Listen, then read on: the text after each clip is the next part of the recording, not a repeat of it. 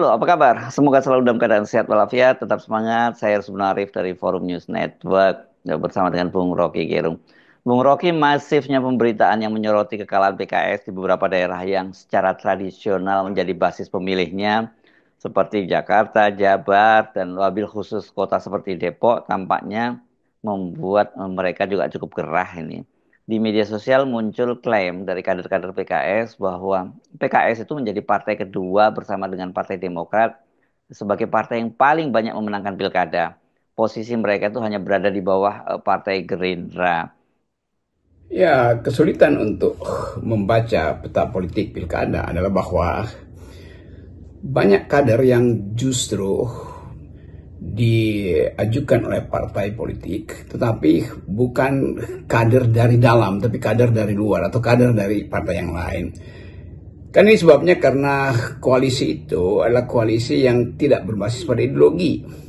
Sehingga kita harus lihat bahwa koalisi ini yang disebut Kimpres terutama itu datang dari kepentingan pragmatis yang tiba-tiba berkumpul hanya untuk menopang seseorang yang kendati status ideologisnya berbeda dengan status ideologis partai-partai pendukungnya, atau kedekatan dengan partai-partai pendukung dipaksakan karena harus ada upaya untuk mengumpulkan seluruh suara. Nah, itu kesulitannya, sehingga tidak mungkin mengklaim bahwa sebuah partai misalnya menang, padahal sebetulnya yang menang adalah koalisinya tuh, bukan partainya tuh. Atau yang memenangkan justru adalah partai yang lain tuh, sehingga perolehan suara dari satu partai tidak dengan sendirinya menjadi lambang bahwa dia yang sukses menghasilkan tokoh di pilkada. Nah, itu yang saya kira mesti kita lihat secara cermat, bahwa koalisi yang basisnya adalah pragmatisme tentu sifat ikatannya juga pragmatis. Dan persoalan kita di Indonesia selalu mau melihat koalisi itu dibuat dadakan tuh, hanya untuk memenuhi kuota, supaya ada target threshold, ada target suara, maka dikumpulkanlah oleh seseorang. Dalam hal ini Gerindra mengumpulkan bermacam partai untuk menghasilkan pemimpin pilkada di daerah. Memang Gerindra menang, tetapi yang menang bukan Gerindra sebetulnya, itu karena koalisi partai-partai yang lain. Hal yang sama juga diklaim, misalnya PKS misalnya akan klaim kami menang, iya, tapi calonnya adalah calon Gerindra, kan begitu cara membaca yang adil tuh. Golkar bisa klaim ya, tapi calon Golkar justru kalah di tempat yang lain. Golkar menang karena ikut dalam koalisi Kim yang calonnya bukan dari Golkar. Kan itu kesulitan kita, atau sebetulnya keanehan dalam sistem politik kita. Jadi saling klaim itu akhirnya membatalkan ide bahwa yang harus diklaim ada kadernya sendiri, bukan kader orang lain, karena kebetulan dalam satu koalisi. Tapi saya kira wajar ya kalau PKS melakukan itu. Setidaknya ini kan penting untuk komunikasi secara internal, karena jelas ini para kader terutama itu sangat terpukul gitu, dan bisa jadi mereka saling menyalahkan gitu ya. Ini terutama yang di Depok gitu ya, setelah 4 periode berkuasa tiba-tiba mereka tumbang. Ini kan seperti orang yang tiba-tiba terpaksa atau dipaksa bangun dari sebuah mimpi indah. Ambil contoh PKS misalnya, PKS bisa klaim bahwa dia menang di banyak tempat, tetapi di pusat-pusat di mana kader PKS justru yang diajukan justru kalah tuh, di Depok, di NTB. Kan itu penanda, di Padang misalnya itu. Jadi penanda bahwa kondisi partai itu harus mengevaluasi dirinya tuh. Di Jakarta tentu seandainya Ridwan Kamil menang, itu juga nggak bisa diklaim karena Ridwan Kamil adalah bukan kader PKS. Dan karena Ridwan Kamil kalah, maka lebih jelas untuk menerangkan bahwa pemilih PKS di Jakarta yang menang secara legislatif tetapi kalah secara eksekutif. Jadi mesti ada semacam konsolidasi partai untuk melihat hubungan antara ketokohan dengan ideologi yang hendak dia wujudkan. Kan ini satu kondisi baru dalam politik Indonesia, bahwa ketokohan itu justru melampaui status partainya. Jadi nggak ada gunanya kalau begitu ideologi partai atau kaderisasi, kalau ketokohan bisa diimport dari tempat yang lain, atau bisa di-outsource sebetulnya oleh kemampuan finansial sebuah partai atau satu koalisi. Jadi sekali lagi kita mau lihat bahwa kaderisasi sebetulnya tidak jalan tuh. Kalau jalan mestinya ada kader dari partai A yang memenangkan lalu diklaim oleh partai A, Bukan ada kader dari partai B yang berkoalisi dengan partai A, lalu partai A mengklaim bahwa dia menang. Itu palsu sebetulnya tuh cara berpikir semacam itu. Tapi itulah akibat dari perpolitikan kita yang diasuh secara sangat oportunis tuh. Dan kita mulai membayangkan partai-partai yang bergembira hari ini sebetulnya dia bergembira karena koalisi yang agak palsu tuh. Jadi di dalam koalisi Kim Plus kan tidak ada satu partai yang bisa mengklaim selain Gerindra bahwa partai dia itu menghasilkan bupati atau gubernur yang berasal dari partai dia. Kan banyak betul partai yang nebeng pada Gerindra sebetulnya karena coattail effect dari kemenangan Gerindra di dalam pemilu Pilpres kemarin. Jadi itu juga satu segi untuk kita lihat. Kan banyak analis yang kemudian menganggap bahwa ini partai ini menang. Iya, itu menang artinya dibagi-bagi kemenangannya pada isi koalisi. Jadi mungkin menangnya disebut menang 50% per satu. Iya, tetapi dibagi 4, 10% sebetulnya kan.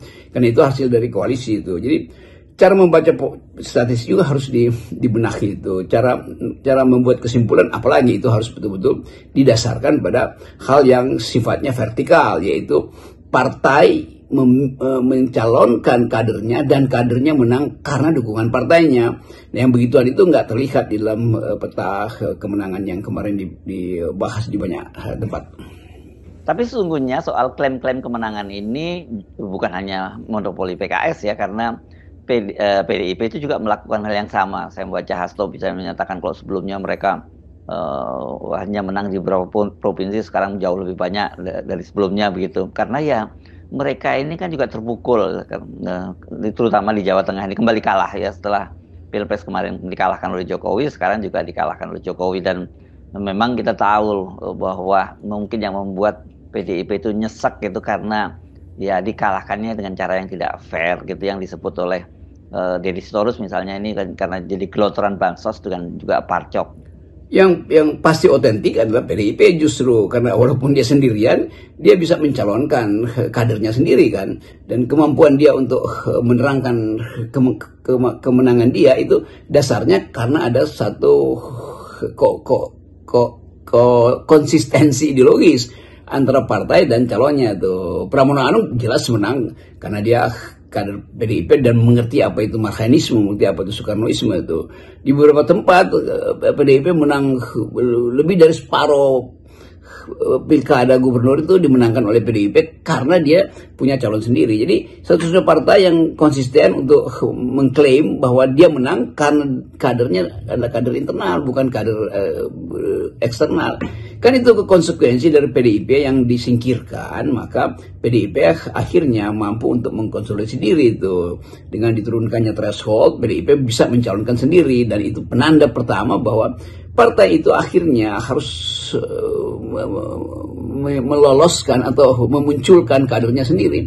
Jadi kesempatan untuk mengevaluasi politik masih terbuka supaya ada pola bahwa kalau udah di thresholdnya udah diturunkan, maka setiap partai harusnya bisa memunculkan tokohnya sendiri. Nah, di situ kita uji kemampuan tokoh itu, kapasitas tokoh itu sekaligus kapasitas partai pendukungnya. Jadi vertikal proses politiknya. Partai A punya kader sendiri, lalu diajukan sebagai kandidat karena tahu bahwa dia akan memenangkan, maka dia akan bertanding dengan kader B yang juga punya jalan pikiran sendiri berbeda dengan partai A. Jangan dua-duanya digabung untuk memenuhi kuota threshold, kan kuotanya diturunkan. Jadi yang nggak dapat threshold ya udah, itu konsekuensinya.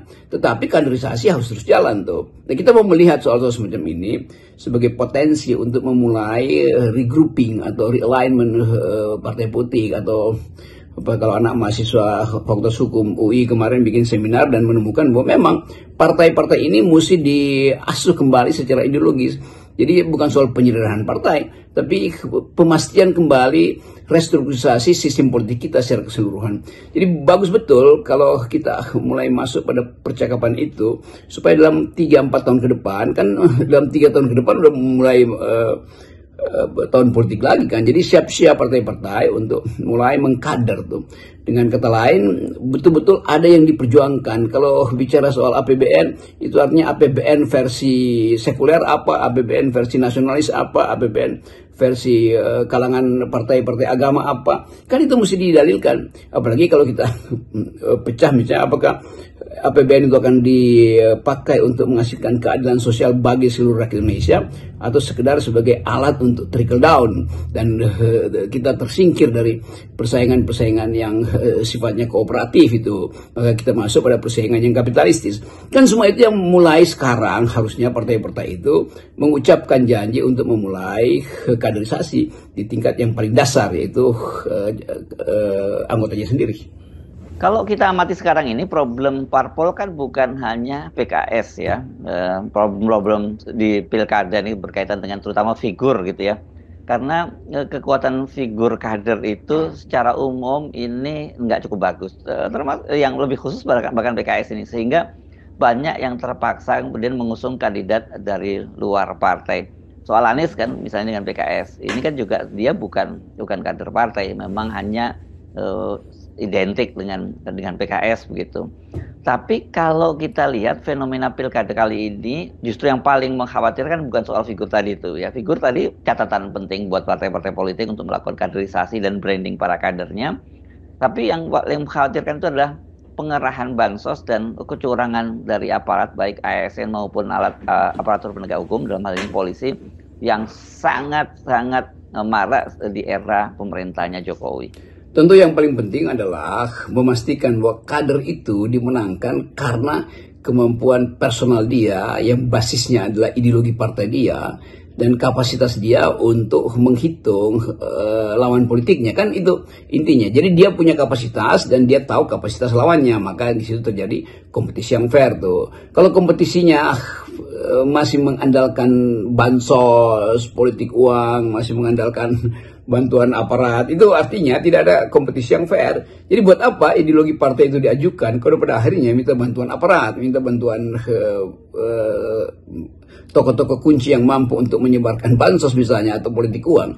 Jadi kita mau sebetulnya hidupkan betul akal sehat dalam perpolitikan kita, sehingga yang terjadi hanyalah duel argumentasi atas dasar program-program yang sifatnya ideologis, atas dasar kapasitas untuk membujuk pemilih karena ada program yang rasional dalam kampanye dia kan. Nah itu sebetulnya yang lebih penting kita usahakan. Dan sambil menunggu usaha itu, kita tahu bahwa Indonesia mengalami banyak kesulitan 3 tahun ke depan.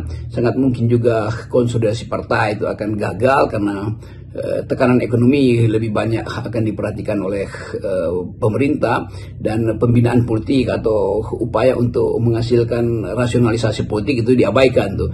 Jadi sangat mungkin karena ketiadaan anggaran maka akan dibiarkan sistem kepartaian kita nelangsa seperti sekarang tuh, dan itu akan membahayakan lagi demokrasi ke depan. Jadi kendati kita tahu bahwa ada kesulitan ekonomi, mungkin belum diterangkan oleh Pak Prabowo ketika pulang dari luar negeri berhasil apa tidak, kan masih kita tunggu bagaimana postur anggaran kita. Dan pada saat yang sama kita mulai melihat bahwa harga-harga barang naik, sementara biaya makan anak-anak sekolahan yang disebut makan siang gratis bergizi itu pasti tidak akan terpenuhi kalau hanya dengan 10% itu, 10.000 rupiah, karena makin lama nilai gizi itu kan berkurang. Pada ada standar misalnya internasional bahwa itu minimal 15-20 ribu rupiah itu untuk makan siang bergizi. Tapi ini adalah problem yang dibawa oleh yang harus ditanggung oleh Presiden Prabowo sebagai akibat dari kegagalan Presiden Jokowi menyiapkan infrastruktur gizi pada anak-anak atau memboroskan APBN, sehingga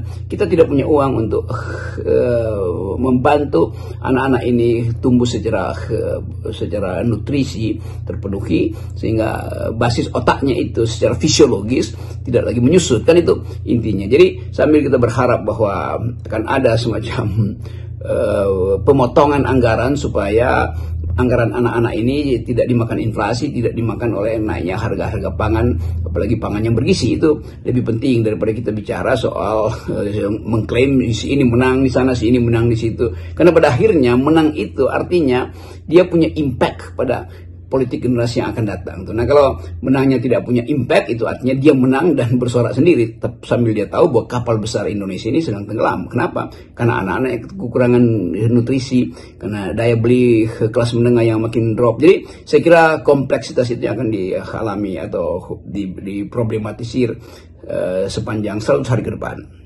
Salam akal sehat. Ya, salam akal sehat.